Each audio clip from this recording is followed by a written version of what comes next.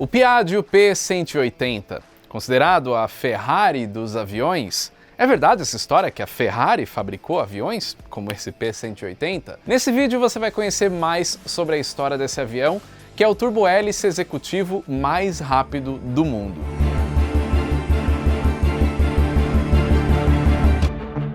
Fala pessoal do Aero, tudo bem? Esse vídeo está sendo patrocinado pela Insider, que tem essas camisetas bem legais e vários outros produtos como bonés, bermudas, meias, muita coisa legal de muita qualidade. Essa camiseta que eu estou usando, por exemplo, é a Tech T-Shirt, uma camiseta que não amassa, ela é anti-odor, ela regula a temperatura corporal e eu já usei essa camiseta em várias situações inusitadas, como voando de caça ou perdendo oxigênio a 25 mil pés de altitude, e ela deixou a minha temperatura regulada, então é muito boa essa camiseta e todos os outros produtos da Insider também, vale a pena, eu tô sempre usando. Então, ó, se você quiser adquirir um dos produtos da Insider, você pode entrar no site deles escaneando esse QR Code ou clicando no link que está na descrição e utilizando o código aqui, ó, AERO12, você vai ter 12% de desconto em toda a linha da Insider, beleza? Vai lá que você vai adquirir produtos de excelente qualidade, vai ajudar o canal e vai ter coisas que vão durar bastante, porque essa camiseta, por exemplo, já faz um bom tempo que eu tenho e ela não desbota, então é muito legal, vale a pena os produtos da Insider. Vai lá e aproveita esse desconto que o Aero tá dando para você que segue os vídeos aqui.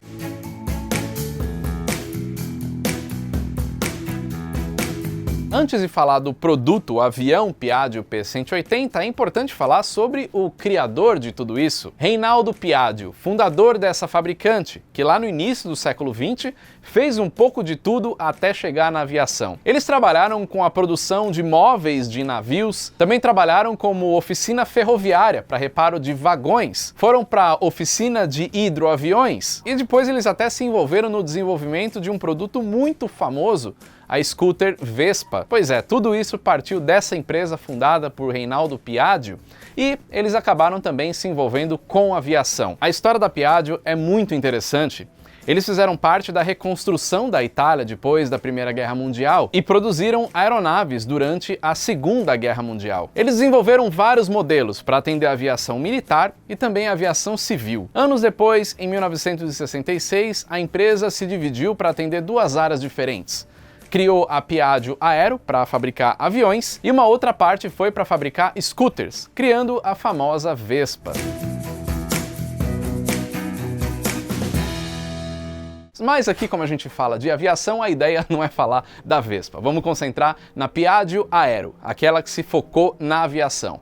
Durante os anos 70, por conta da crise mundial do petróleo, muitas empresas fabricantes de aeronaves acabaram indo para o desenvolvimento de turbohélices em vez de jatos. Afinal de contas, aviões turbohélices gastam menos combustível. A Piaggio não pensou diferente e começou a se envolver no desenvolvimento de um novo turbohélice para atender executivos, mas um turbohélice que fosse mais rápido que a concorrência, que fosse operacionalmente mais barato também. As principais concorrentes desse novo avião que viria a surgir eram as americanas Beechcraft, Cessna, Piper, Learjet, empresas muito consolidadas no mercado, com muita história na aviação. A Piaggio já tinha experiência na fabricação de aviões de configuração pusher, ou seja, com os motores com as hélices viradas para trás que empurram o avião. Diferente da configuração de um King Air, por exemplo, que é tractor, as hélices puxam o avião. Aviões com essa configuração da Piaggio eram, por exemplo, o P136 ou o P166 das décadas de 40 e 50.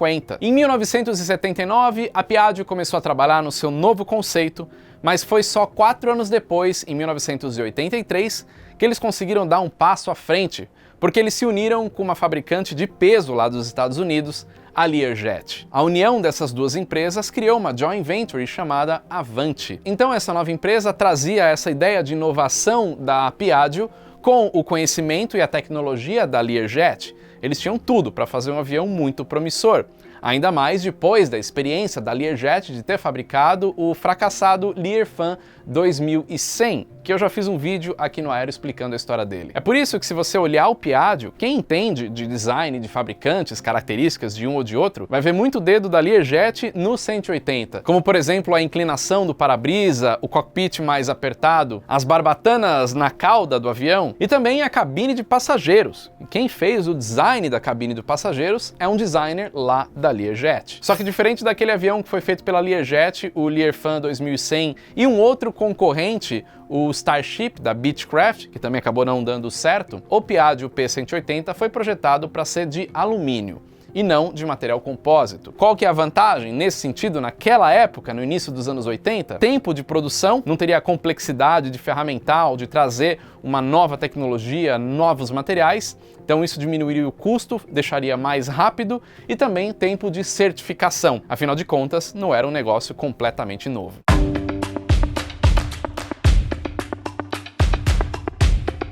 Agora, uma característica muito interessante desse avião, deu até o apelido para ele de peixe-gato, é essa asinha na frente.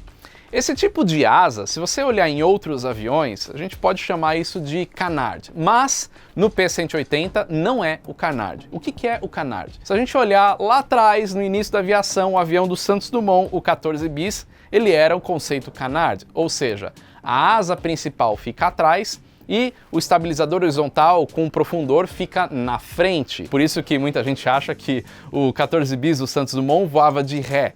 Na verdade, não, é esse outro tipo de conceito que hoje em dia alguns aviões usam essa mesma forma. Mas no caso do Piaggio P180, isso aí não é um canard. E por quê? Porque essa asinha pequenininha ali na frente não se trata do estabilizador horizontal e profundor. Pode olhar nessas imagens que o estabilizador horizontal está atrás, na mesma posição que a gente conhece em todos os outros aviões praticamente. Então essa asa na frente é mais uma asa, ela é uma asa fixa, que inclusive tem flaps. Isso compõe 3 elementos de sustentação: o estabilizador horizontal, as asas principais e essas asinhas ali na frente. Com isso, o avião consegue ficar mais estável, diminuir o arrasto e aumentar a sustentação. Eu vou falar mais sobre esse conceito mais pra frente. O Piaggio P180 fez o seu primeiro voo no dia 23 de setembro de 1986, lá no aeroporto na Itália, o aeroporto Cristóvão Colombo, em Gênova. Ele conseguiu a certificação nos Estados Unidos e na Itália em 1990, e a partir daí era questão de iniciar a produção, que foi feita em Wichita, no estado do Kansas, nos Estados Unidos. Nesse começo foram produzidas 12 unidades. Tudo parecia estar indo muito bem, o avião estava no caminho, podia ser bem promissor, até a falência da Avanti Aviation, sua fabricante, em 1994. Mas esse não foi o fim do avião, porque o governo italiano acabou adquirindo o projeto, eles compraram e administraram isso até 1998, quando entra um cara que entende um pouco de carros aí na jogada. Piero Ferrari, filho de Enzo Ferrari, o fundador da montadora e da escuderia Ferrari. Ele, junto com uma equipe de investidores de uma holding turca, a TUSAV, acabaram adquirindo o projeto do Piaggio P180 e deram continuidade. A partir daí, eles criaram uma nova empresa, chamada Piaggio Aero Industries. Mas a participação dessa holding turca, a TUSAV, acabou não indo muito longe. Antes, quando eles adquiriram isso juntos, a família Ferrari tinha 51% da empresa. Aí, a TUSAV acabou saindo nos anos 2000 e todo o controle ficou para a família Ferrari dessa nova empresa, a Piaggio Aero Industries. E é justamente por conta desse envolvimento com a família Ferrari, do Piero Ferrari, filho do Enzo, que muita gente acha que a Ferrari fabricava aviões e que o Piaggio P180 é um avião da Ferrari. Na verdade, não é um avião da marca Ferrari, mas tem essa participação da família e do Piero Ferrari, que é vice-presidente da Ferrari, então por isso que tem essa ligação. Mas mesmo assim, não é errado a gente considerar o Piaggio a Ferrari da aviação, afinal de contas, é um avião elegante, é um avião muito rápido, é um avião que tem um toque diferente ali, que pode levar esse título.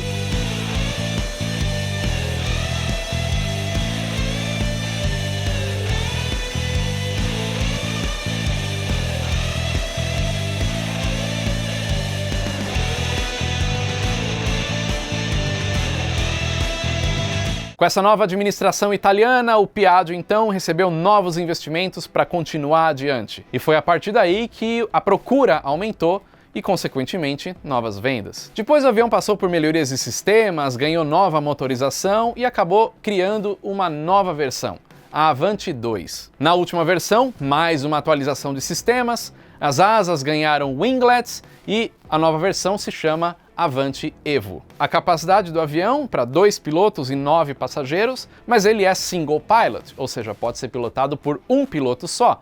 Então, um piloto mais 10 passageiros. Ele é movido por 2 motores Pratt & Whitney PT6A66, a famosa PT6, né, que equipa praticamente todos os aviões turbohélices aí dessa categoria, né? O que muda é o traço, né, a potência do motor, mas no caso do Piaggio P180 é um motor de 850 SHP.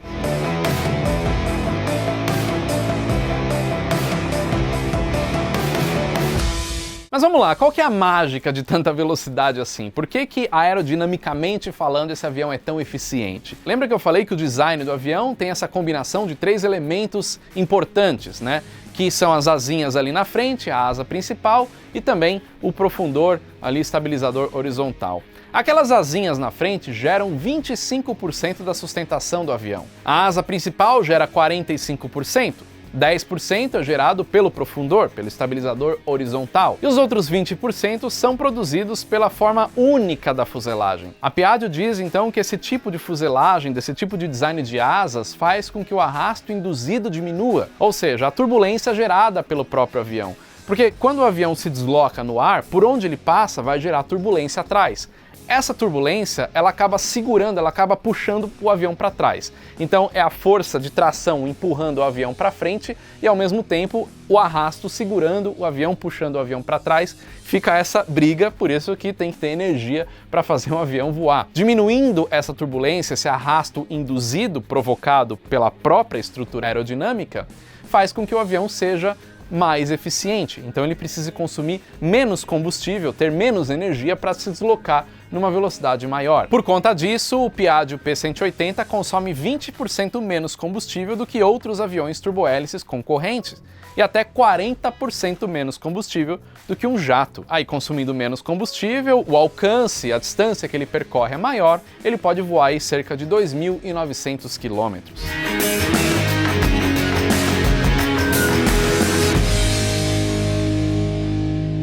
E quais são os diferenciais desse avião?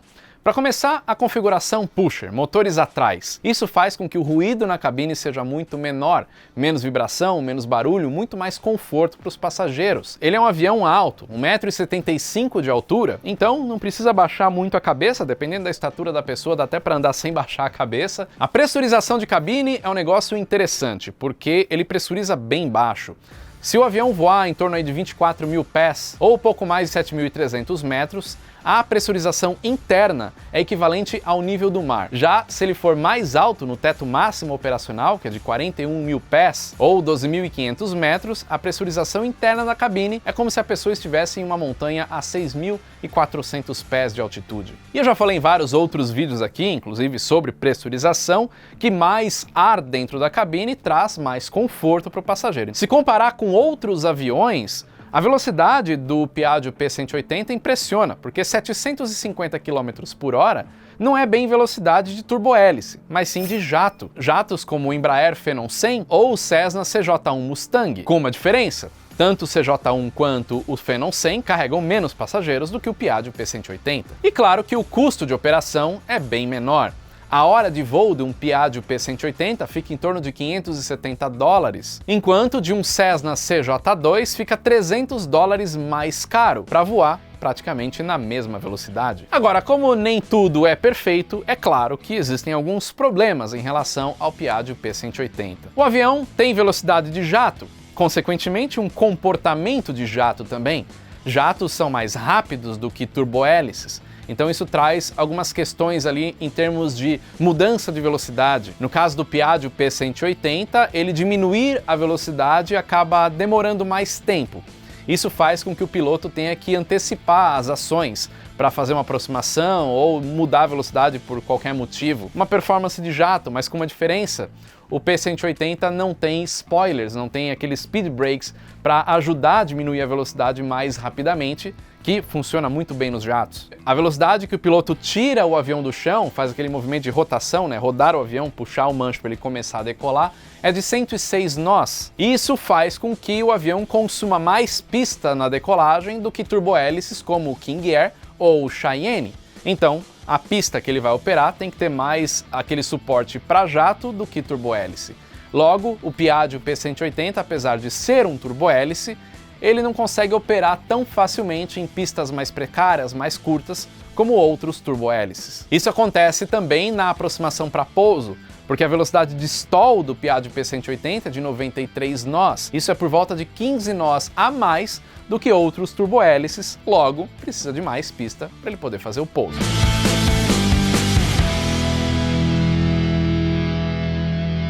Agora, se o avião é tão bom, por que a gente não vê Piaggio espalhado por todos os aeroportos do mundo? O que aconteceu com esse projeto? Acontece que quando a gente fala de um avião ou qualquer produto que precisa de manutenção, tem um negócio chamado pós-venda, suporte. A Piaggio não tinha essa estrutura, a Piaggio não espalhou isso pelo mundo. Ele acabou sendo um avião que não tinha suporte, não tinha estrutura de manutenção em aeroportos do mundo. Como acontece com o King Air, por exemplo. O King Air na aviação, praticamente qualquer oficina homologada mexe no King Air, porque tem tanto King Air e ele é tão normal na aviação que todo mundo acaba tendo a especialidade de trabalhar naquele avião. Já do Piaggio é diferente, não é qualquer lugar que um proprietário consegue fazer as manutenções. Com isso, os proprietários desse avião acabam tendo que esperar um tempo maior para ter disponibilidade em alguma oficina especializada, algum centro de manutenção que mexa nesse avião, e logo, como tem menos pessoas especializadas, o custo é maior. Então o custo de operação do Piaggio P180 acaba sendo superior. Foram produzidas 3 versões do Piaggio P180. A Avante, aquela original, depois a segunda versão Avante 2 e depois a Avante Evo.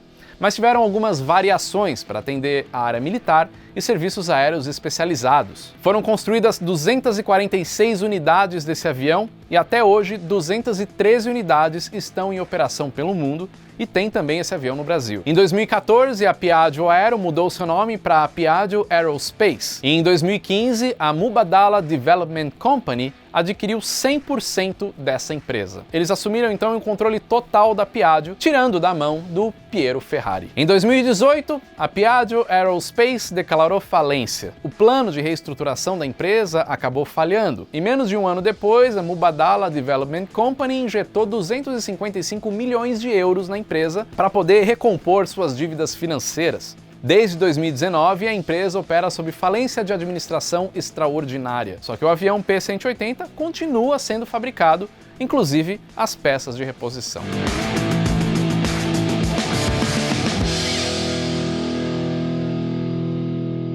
Bom, é isso. Essa é a história desse avião incrível que muita gente tem vontade de conhecer, porque ele é muito falado aí, conhecido como a Ferrari dos aviões. Agora você entende por que ele recebe esse título e um pouco da sua história. Quem sabe em breve a gente não faz um vídeo mostrando esse avião de perto, falando mais sobre ele.